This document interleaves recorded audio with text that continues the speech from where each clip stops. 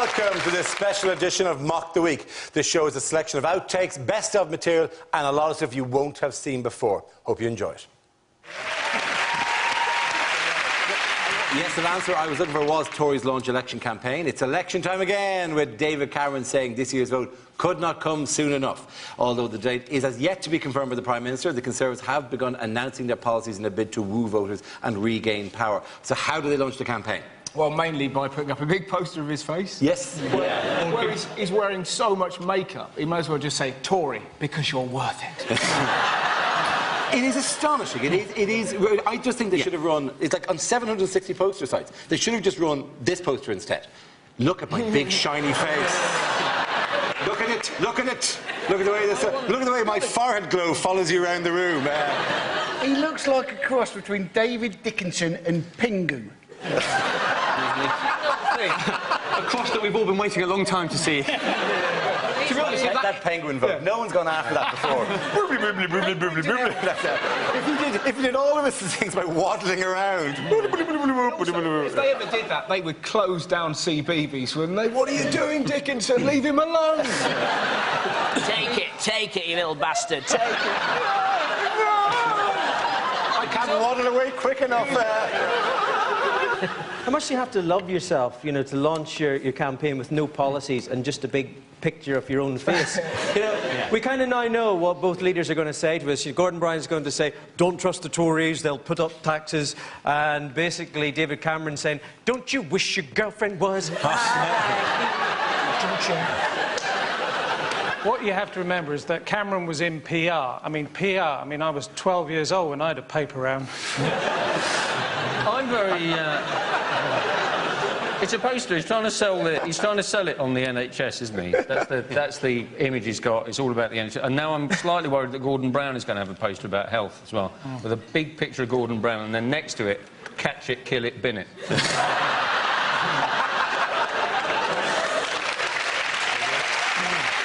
I not only have issues with the big shiny face, I also have problems with the slogan. Yeah. You know, because every time I see that, we can't go on like this, in my brain a bit of it goes, with suspicious minds. See what he also said, didn't he? He said there are some parts of Britain where actually you're more likely to see your dad drunk than doing a day's work. I wonder where that is then. Is it the House of Commons, by any chance?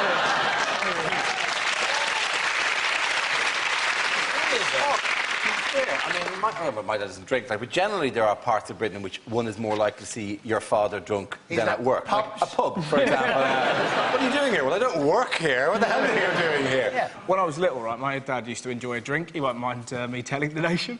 Well, you used to enjoy a drink? No, but listen, man, it's really weird. So I remember once I was asleep and I heard, "Greetings, Russell." I was terrified. And it took me 2 weeks to figure out that he'd put a walkie-talkie underneath my bed.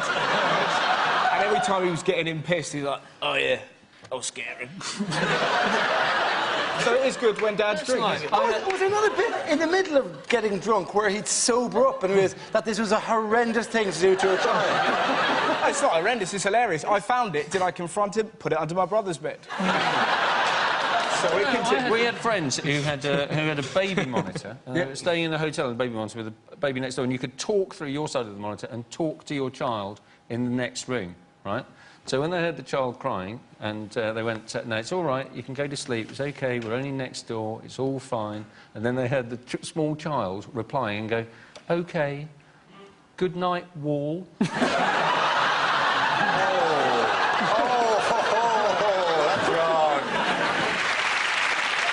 Now we play a game called Picture of the Week. I show the panel an image from a recent story and ask them to tell me what's going on. So, teams, what's going on here? A very short policeman and a very tall policeman. Is this the controversial new Bring Your Child to Work? That's harsh. That's hard. Is this from Heat magazine, the story that Deck has got a part in the bill without telling Ant? I reckon he's saying you couldn't buy me some fags, could you? Do you know what's great about this story? He is the smallest policeman in the country. He's 5 foot tall, right? The woman laughing, just the idea of that. But he's made 17 arrests this week, and I bet you money a lot of those revolve around the words Oompa Loompa Doo. What did you say? Yeah. I'd say most of the handcuffs are around people's ankles. Do you know he's a black belt in karate? Is he? Yeah. He I can't fit the retract belt everything I've just said about the man. What's bizarre about it, right? He can arrest a man, but he can't go on some ride to Alton Towers. So if you're ever running away from him, just go on a ride he can't get on it. He's actually not that small, right? It's 5 foot. That's pretty small. It's very small, but he's not like, you know, tiny. If you think he's saying to the other one, I hope nobody's photographing this, I look ridiculous. Yeah. Do you know what Jonah's nickname is? His nickname is? Piglet. No. No, not Piglet. There was no way this was going to be treated sensitively here, was it? There was no way it was going to be good for him, and getting a job that would have previously been shut down to him. No. His nickname, Inspector Gadget? No. Nickname is Laptop. People say he isn't really useful, but he can be very useful because you think about it, they can dress him up as a kid and catch Peter. Just put him near some swings, and he's a black belt. When the nonce arrives, kabang! The one on the left's wearing an overcoat, and the one on the right isn't. And it just goes to prove, once again, that when it comes to performance, a Mac is head and shoulders over a PC.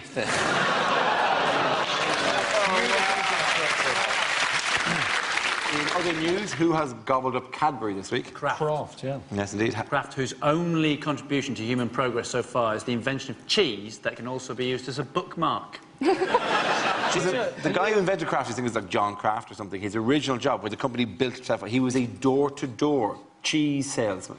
Well, actually... If there was someone from another era, would you ever trust... Ding dong, would you like some cheese? No! A man walking door to door. I could beat that. My mate, when he was younger, used to be a door-to-door karate salesman. Can he do karate? No, he can't.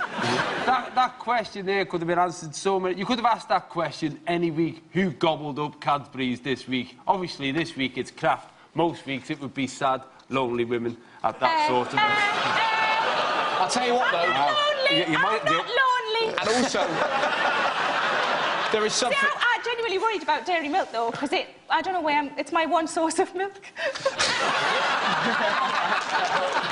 If it wasn't for dairy milk, your bones would be nothing, you know? Like On the news, they just kept saying that Cadbury's had been taken over by an American food giant. I was thinking, you're going to have to be more specific, because about half the population of America could technically be described as American food giant.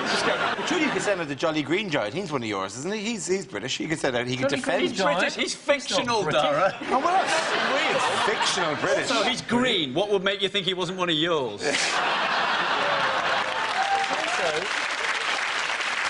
Would anyone worry about British institutions becoming foreign when the royal family have been German since 1700?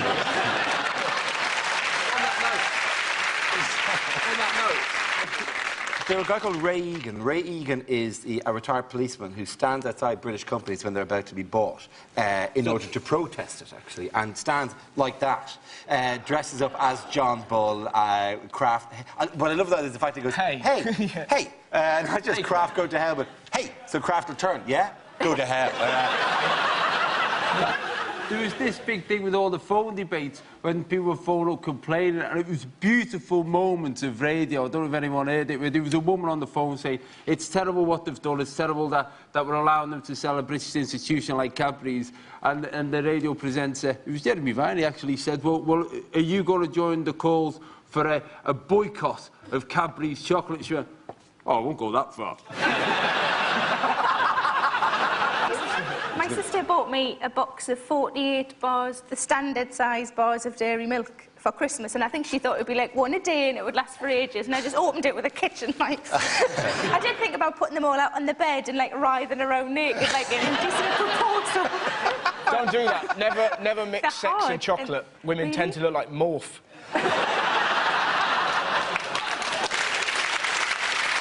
Our next round is called Newsreel. We play in a recent piece of footage featuring people in the news and ask Hugh to suggest what might be being said. This week's clip features the G20 leaders.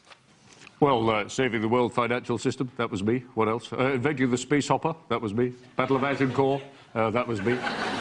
So, Obama, we need to talk about Gordon Brown.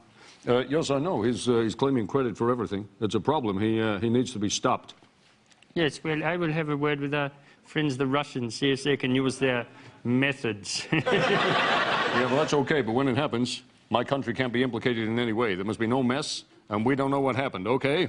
Oh, my piles. Hey, Dmitri, we're just talking about you. Yes, I know. I have you bugged. It's about Gordon Brown. Yes, the Gordon Brown problem. Well, leave it with me. I'll talk to Putin. So, it needs to look like an accident, yes?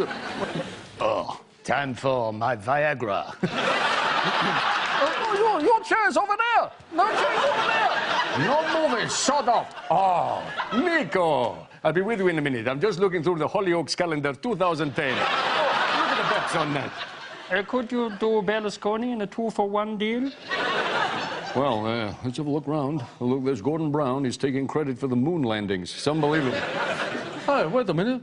Where is my speech? Someone has stolen my speech. Where's my speech? We have done what you asked, Master. We have stolen Chinese delegate speech.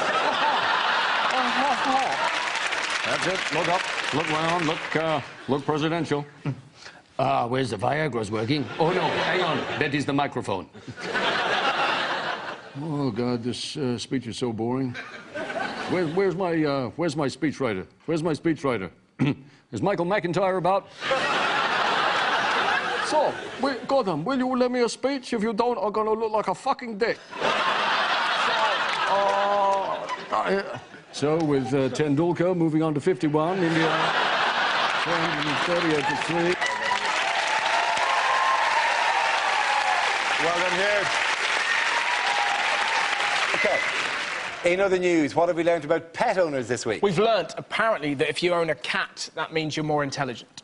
Yes, that was a survey that was said, yes. Which is absolute nonsense. Owning a cat doesn't help your life in any way. I used to have a ginger cat, and I woke up with it on my face. I don't know if you've ever experienced terror like that. You're asleep and then... I've been headbutted by Anne Robinson, right? And we never knew where he was. We had this cat in our house. Every so often you just hear...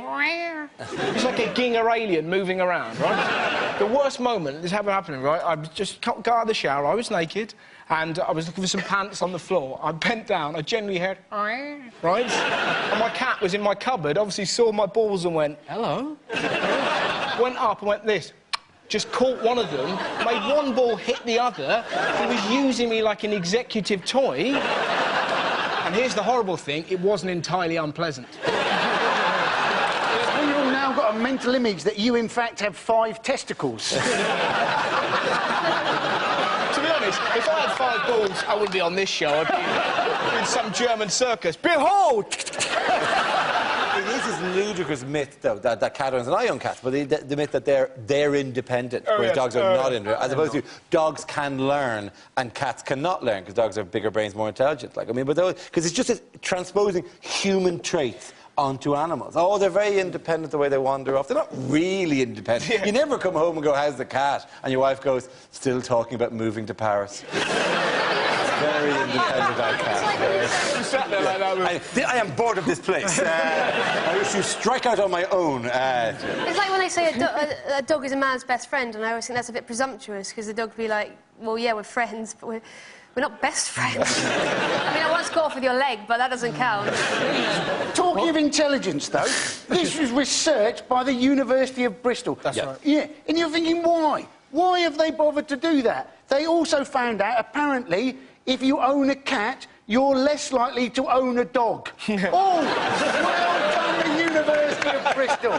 You're probably also less likely to own a pet mouse, be allergic to fur, or hate cats.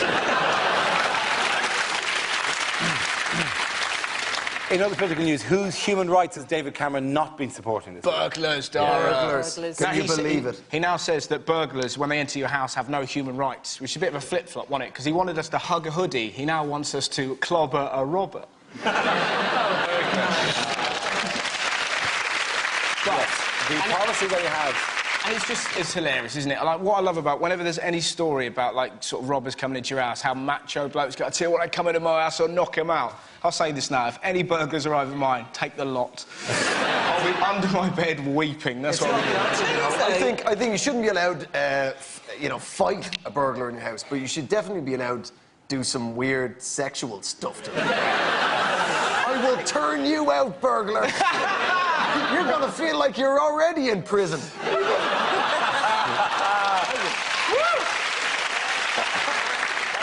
Why, by the way, is Miley in class involved in all this? Because she was there were people in her garden. There were intruders in her garden, and she waved a kitchen knife at them when she was cautioned by the police. Largely for waving the kitchen knife, but mostly for shouting, "This isn't just a kitchen knife. This is a cold steel, hardened Marks and Spencer's kitchen knife."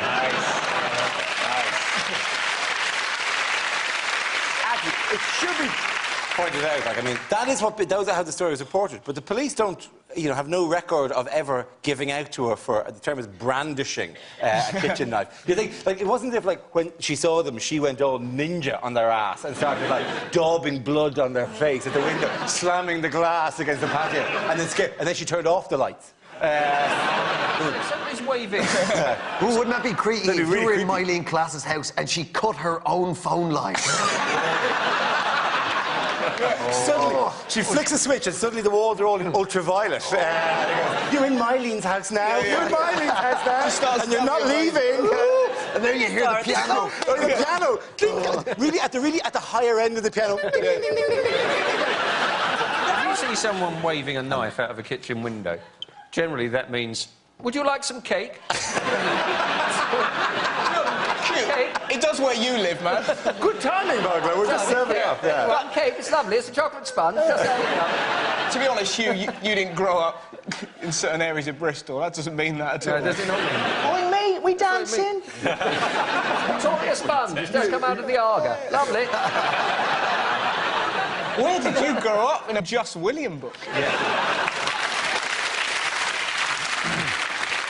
Who's recently come out of hiding? Tiger Woods. Yes, indeed. I'm not convinced of this whole idea of sex addiction clinics. All these sex addicts going around other people who are also sex addicts. It'd be like going to Overeaters Anonymous and finding that everybody else in the class is in fact a cake. I've got to be honest with you, it's unfair everyone's having a go at him. He's called Tiger. If you're called Tiger and you're not doing a bit of shagging, there's something wrong. But apparently in the clinic, he's getting preferential treatment, isn't he? And all the other inmates, whatever they're called, I'm not sure how strict it is, to be honest. they're getting really annoyed at him, and it's just really upsetting for them because they can't even like have a wank to calm down. That's not why you have a wank, by the way. I'm going to have to go. Livid now. That programme has offended me. I shall either write a letter to the BBC or crack one off. I don't know which. How funny is that? What are the economic implications, by the way? He's lost some sponsorship. Accenture, they've said that they're not going to sponsor him anymore. He's lost Gillette as well, hasn't he? Because apparently razors aren't the best a man can get anymore. It's just it's a hot tub full of slags. What other nominees for our image of the week? What's going on here? That is the face of Jesus on the naan bread, or possibly a posing pouch for an evangelical Christian. It is a weird Christian thing and a weird Catholic thing to see images of Christ of the Virgin Mary. I mean, for this one, for example, what's that in? That's Jesus in someone's back. It looks like someone's been bruised. It is a bruise. Is it a bruise? Jesus in a bruise. Is it really? Someone got bruised. That looks more like Albert Einstein. Yeah. It does, yeah, it is. That is a good call. Young Einstein, darker hair, in a bruise. Yeah. If maybe Jesus appeared at the curry, right? Because, you know, they'd ordered some bread and then 4 lagers, and he was thinking, no, should have a glass of red wine to go with the bread. I'd better appear and tell them. I mean, you know, some joke like that.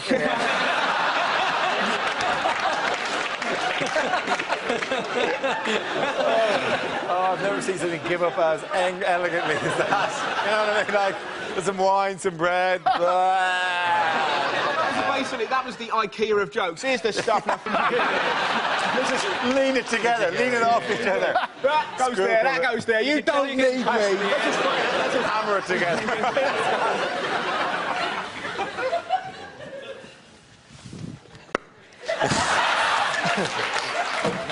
I'm going to I have other guns for some reason.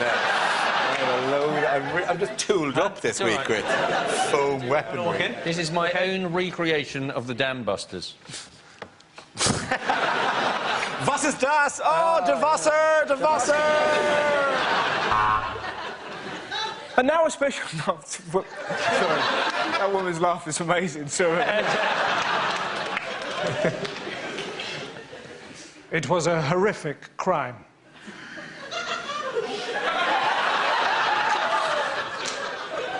It was a horrific crime. A woman was attacked with a blowtorch. Wish it was you.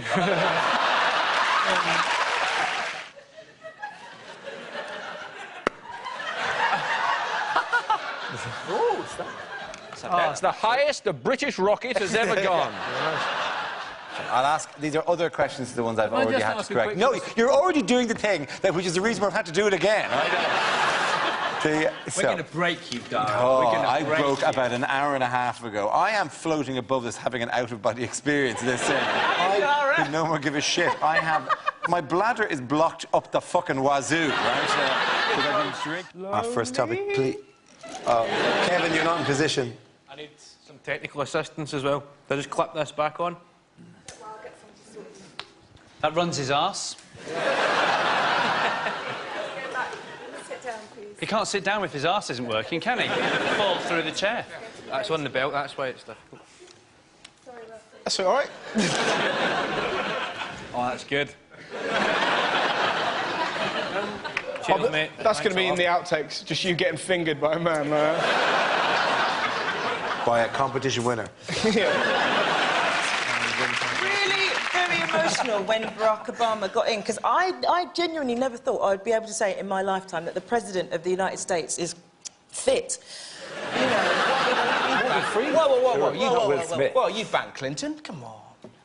Yeah, I would, but I mean, if there's money involved, of course I would. What a weird moment on TV, me pimping out Bill Clinton. Bill Clinton's like a meerkat, eh? What? If you like it, then you should have... Oh! Wow. Yeah. Who wants to come in on that? Jack. Hey. That was a bit... Can I do it without the hay? It was really weird. It was like a half hay, and I could have minced on as well. Can I just try a little bit more manly? Okay, fine. Yeah. I can't even get it in here. That's also not impressive. Really, you're...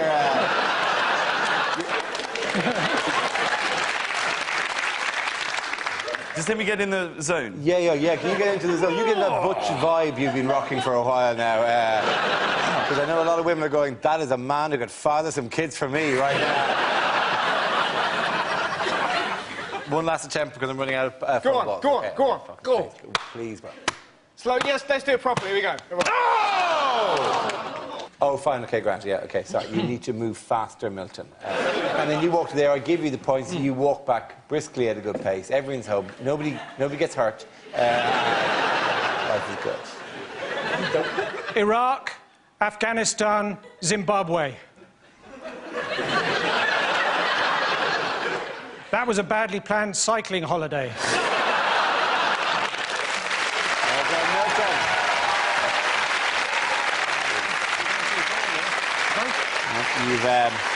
You've gone too far now.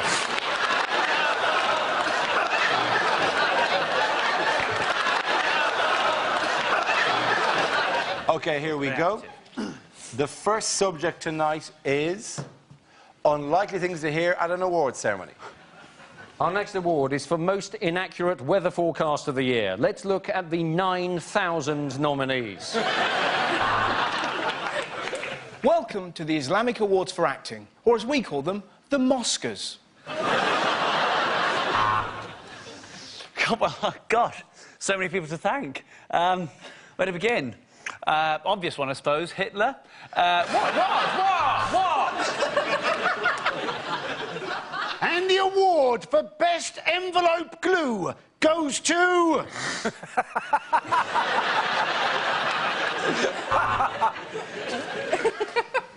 Now, Teacher of the Year. Quieten down. It's your own time you're wasting.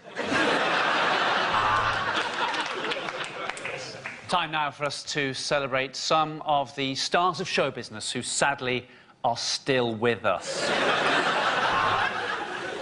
I'll just open the envelope. Oh, it's full of gold.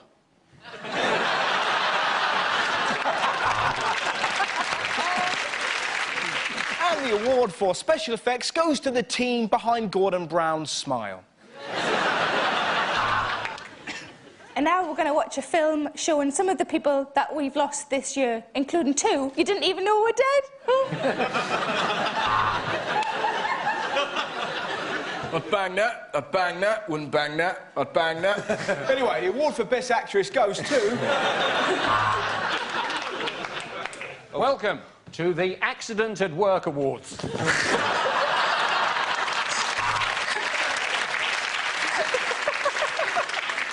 And winner of the Suicide Bomber of the Year.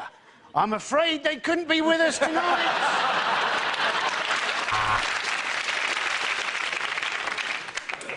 And the winner of the Best Scientist in Physics is... There's no ramp, Stephen Hawkins, it's not you. Okay, the next topic is unlikely lines to hear in a Hollywood blockbuster. Nemo, where the fuck have you been?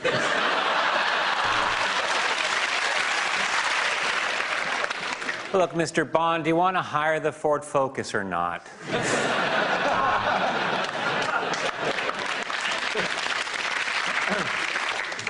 Mr. Vader, we are the Child Support Agency. You want the truth? You can't handle the truth. Welcome to the Fox News Channel. Warning, this film contains Jennifer Aniston. Spider-Man, look out! It's rolled up newspaper man!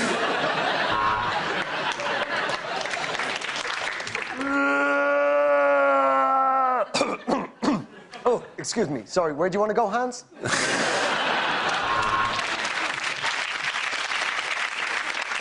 E.T. got bone.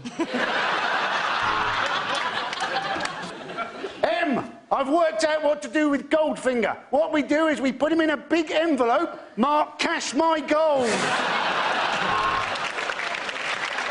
What do you think of my Fathers for Justice costume, Robin?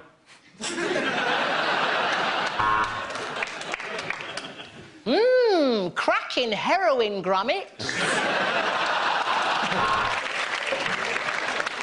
Look, I'm just an ex-Prime Minister standing before an Iraq inquiry, asking them to love him. Oi!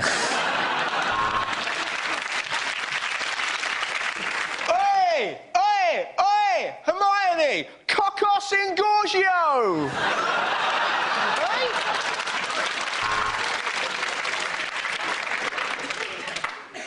So this mission is impossible.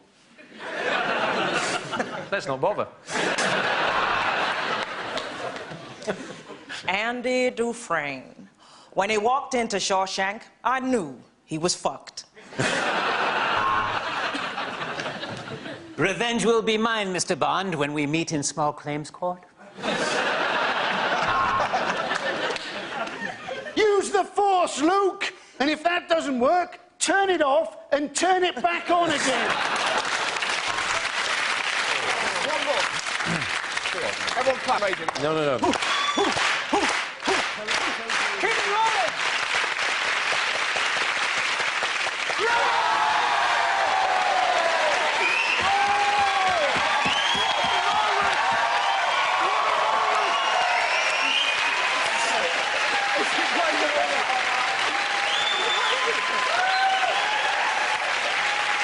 Who needs satire?